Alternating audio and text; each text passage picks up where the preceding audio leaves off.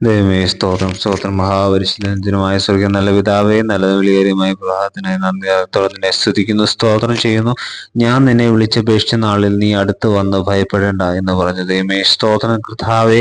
പ്രതിസന്ധികളിൽ കർത്താവെ ഹാലലിയ ഞങ്ങളോടൊപ്പം നിൽക്കുന്ന ഒരു ദൈവത്തെ ഹാലലിയ ഈ പ്രഭാതത്തിൽ രുചിച്ചറിയാൻ തക്കോണം ഈ വചനത്തിൽ കൂടെ അടിയങ്ങളെ നീ സഹായിക്കുന്ന കൃപയ്ക്കായി നന്ദി കർണത്തോടെ നിന്നെ സ്തുതിക്കുന്നു, സ്തോത്രം ചെയ്യുന്നു കർത്താവെ. ദൈവമേ ഹാലലിയ കഷ്ടതകളുടെയും ഞെരുക്കങ്ങളുടെയും കർത്താവ് രോഗങ്ങളുടെയും പീഡകളുടെയും കടഭാരങ്ങളുടെയും ഒക്കെ നടുവിൽ കർത്താവെ ഞാൻ നിന്നെ വിളിച്ചപേക്ഷിച്ചപ്പോൾ നീ അടുത്ത് വന്ന് ഭയപ്പെടേണ്ട എന്ന് പറഞ്ഞു. ഹാലലിയ സ്തോത്രം കർത്താവെ. നിരാശയിൽ കർത്താവെ ഇന്ന് പ്രഭാതത്തിൽ ഈ വചനം കേൾക്കുന്നവരെ ഓർത്ത് ഞങ്ങൾ പ്രാർത്ഥിക്കുന്നു. കഷ്ടതയിൽ കർത്താവെ ഈ ദൈവമേ ഈ വചനം കേൾക്കുന്നവരെ ഞങ്ങൾ ഓർത്ത് പ്രാർത്ഥിക്കുന്നു കർത്താവ്. ദൈവമേ സ്തോത്രം.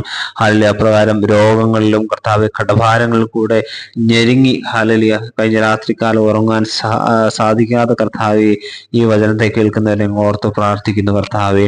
ദൈവമേ നീ അവരുടെ അടുത്ത് എന്ന് ഭയപ്പെടേണ്ട എന്ന് കർത്താവെ നീ പറയുന്ന ഒരു ദൈവമാണല്ലോ. ഞാൻ നിങ്ങളുടെ കൂടെയുണ്ട് എന്ന് പറയുന്ന ദൈവമാണല്ലോ കർത്താവെ. നീ അവരുടെ പ്രാർത്ഥനകളെ കേട്ട് അവർക്ക് ഉത്തരം നൽകുന്ന ഒരു ദൈവമാണല്ലോ കർത്താവെ. അതിനായി നന്ദി പറയുന്നു കർത്താവെ. ആരൊക്കെ കർത്താവ് വചനങ്ങൾ കേൾക്കുന്നുണ്ടോ, ആരൊക്കെ പ്രയാസങ്ങൾ കൂടെ കടന്നു പോകുന്നുണ്ടോ കർത്താവെ, അവരെയൊക്കെ കർത്താവ് പ്രഭാതത്തിൽ കർത്താവ് അവരോടൊക്കെ നീ കർത്താവെ ഭയപ്പെടേണ്ട എന്ന് കർത്താവെ വാഗ്ദത്തം ചെയ്യുന്നല്ലോ. ഭയപ്പെടേണ്ട, ഞാൻ നിന്നോട് കൂടെ ഉണ്ട്. ഹാലലിയ സ്തോത്രം. ആ വചനത്തിനായി നന്ദി പറയുന്ന കർത്താവ്. ദൈവമേ സ്തോത്രം. വിളിച്ചപേക്ഷിച്ച നാളിൽ ഹാലലിയ സ്തോത്രം. ഹാലലിയ അതിന് താമസമില്ല.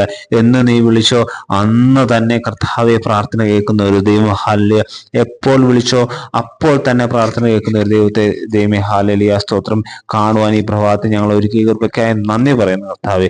മഹത്വം എടുക്കണം. യേശു ക്രിസ്തുവിന്റെ നാമത്തിൽ തന്നെ ആമേൻ.